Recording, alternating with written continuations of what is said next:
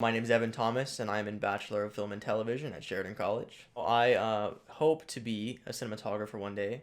I've always been sort of interested in photography, even when I was young with my iPod and stuff like that.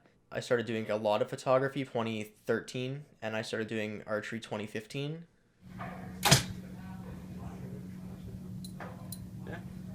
They started at a similar part in my life. These days, I like photography just because it's just fun to capture interesting pictures and parts of life that you don't see often or that you see a lot. It depends on what I want to shoot, really. And archery drew me in when I started doing it when I was in high school, and I did it in gym class. I got really good at it really quick for some reason, which had never happened with sports before.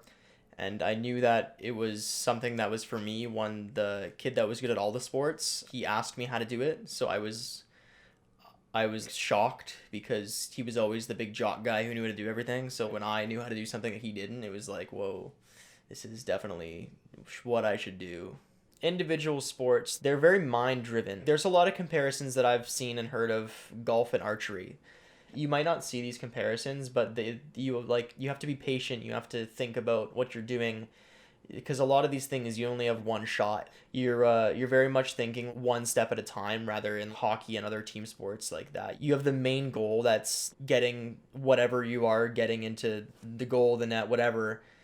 But archery is arrow, target, that's it. When you're shooting either archery or photography, there's steps along the way that you need to do to get the perfect shot. Photography, you're going to need to set your settings of your camera.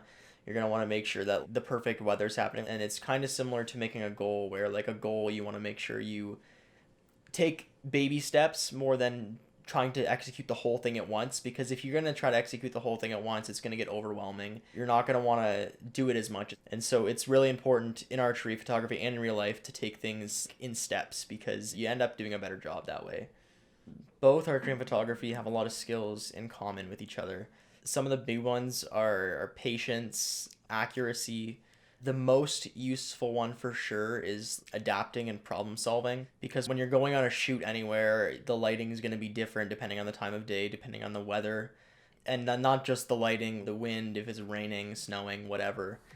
I do notice the difference in myself that I do have a better time problem solving, and if a problem does arise, I'm less worried about it.